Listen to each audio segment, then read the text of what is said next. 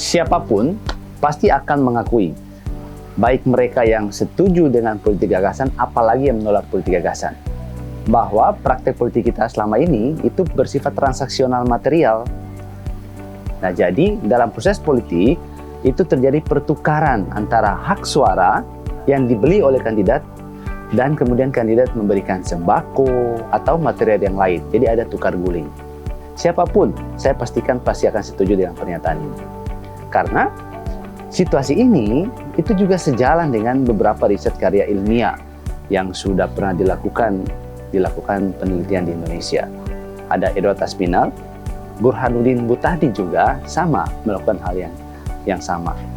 Jadi riset-riset itu kemudian membuktikan bahwa apa yang kita rasakan selama ini mengenai praktik politik kita itu sebenarnya benar adanya, bahwa secara praktis itu terjadi transaksional.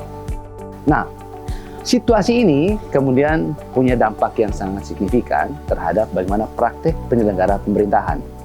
Sebab proses politik yang korup, yang transaksional akan melahirkan pejabat-pejabat publik yang korup. Dan pemimpin yang korup akan menyelenggarakan pemerintahan secara korup. Dan ujungnya adalah melahirkan kebijakan yang koruptif. Dampak daripada itu, kesejahteraan masyarakat yang terkorupsi. Nah, itu adalah bentuk spiral daripada proses politik kita selama ini. Jadi, yang terjadi adalah transaksional. Dilakukan oleh siapa? Oleh kandidat, oleh mereka yang mau jadi pejabat publik, baik sebagai kepala daerah, baik sebagai calon anggota legislatif, pun di saat yang sama, masyarakat juga melakukan hal yang sama. Masyarakat juga menjual hak suaranya kepada kandidat. Kandidat kemudian membeli, pun sebaliknya.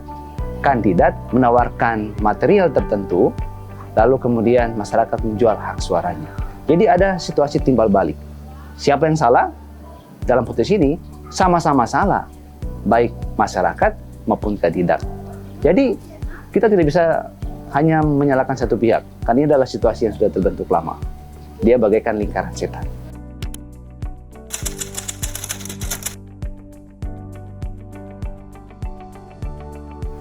Apabila saudara-saudara atau teman-teman yang ada di sana punya rasa kecewa dengan situasi politik yang ada, atau kemudian frustasi dalam tanda petik, maka itu juga yang saya rasakan, itu juga yang saya lihat. Jadi praktik politik transaksional itu memang punya impact atau punya dampak yang sangat signifikan terhadap kesejahteraan masyarakat. Oleh karena itu kita harus ngapain? Ya sudah tentu tidak ada cara yang lain selain kita harus menghentikan cara politik transaksional. Sebagai masyarakat kita berhenti untuk meminta-minta kepada kandidat. Di saat yang sama kandidat juga berhenti untuk menawarkan material kepada masyarakat sebagai sarana untuk tukar guling dengan suara. Nah, jadi ketika itu berhenti, maka kita ganti dengan praktek politik alternatif, yakni praktek politik gagasan. Nah, itu yang selama ini sebenarnya saya sedang dorong dan saya sedang gaungkan sampai hari ini. Apa sih politik gagasan itu? Secara sederhana, politik gagasan itu berarti proses politik yang pertukarannya adalah pikiran dan gagasan. Kandidat ketika berjumpa dengan masyarakat, yang dia tawarkan adalah agenda-agenda kerja yang terukur mengenai apa yang akan dia lakukan ketika nanti dia menjabat. Jadi, dia datang dengan segudang ide dan pemikiran. Segudang agenda kerja yang dia melakukan ketika dia akan menjabat. Nah, masyarakat di sisi yang lain punya kapasitas untuk mengoreksi, untuk menghakimi, untuk menguji apakah agenda kerja yang dibawa oleh kandidat tersebut itu relevan, itu layak, dan pantas atau tidak. Nah, jadi ini adalah solusi yang sebenarnya satu sisi secara substansial adalah wujud daripada demokrasi yang substansial. Nah, dengan begitu kita bisa menghentikan praktek politik transaksional yang buruk.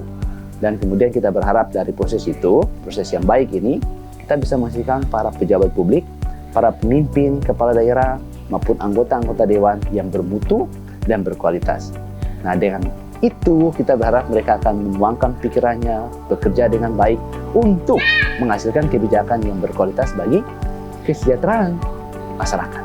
Di sisi yang lain, proses politik gagasan itu adalah proses yang menempatkan warga maupun kandidat sebagai subjek dalam proses politik.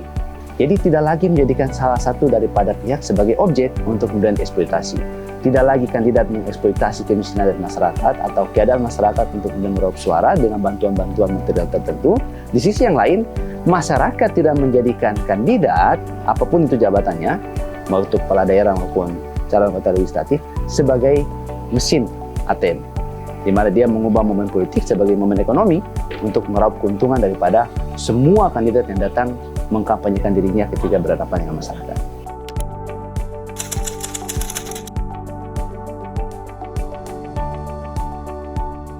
Salah satu ciri daripada masyarakat yang berdaya adalah masyarakat yang punya pengetahuan. Dalam konteks politik gagasan, masyarakat bisa berdaya, bisa bernegosiasi dengan kandidat, dengan elit politik manapun ketika mereka punya pengetahuan. Yang artinya, kemampuan mereka bernegosiasi ditentukan oleh kemampuan mereka di dalam bertukar dengan pikiran dengan para kandidat. Nah, di situ literatur atau literasi sangat dibutuhkan. Nah, dengan demikian mereka punya pengetahuan, mereka punya kerangka analisis, mereka punya pikiran yang kritis untuk menguji setiap kandidat yang datang pada mereka. Jadi, politik gagasan punya prasyarat, yakni masyarakat harus punya pengetahuan. Nah, itulah kenapa saya barengan dengan aktivitas proses kampanye politik gagasan ini, ada aktivitas bagi buku pada rumah baca terpilih yang sebelumnya sudah kita survei. Nah, kita berharap bahwa dengan proses pendistribusian ini juga, di satu sisi, kita mau supaya pengetahuan itu tidak menjadi milik eksklusif kalangan tertentu. Sebaliknya, dengan kita mendistribusikan buku, pengetahuan itu kemudian menyebar. Pengetahuan menembus tembok-tembok institusi pendidikan formal. Jadi, pengetahuan yang biasanya diakses oleh kelompok terdidik, ini dengan proses distribusi buku, maka kemudian pengetahuan itu menyebar sampai ke pelosok.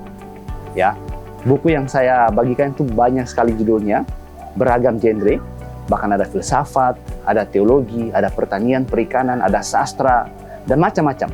Nah, buku-buku yang umumnya selama ini dibaca oleh kalangan terdidik, kalangan yang berkuliah misalkan.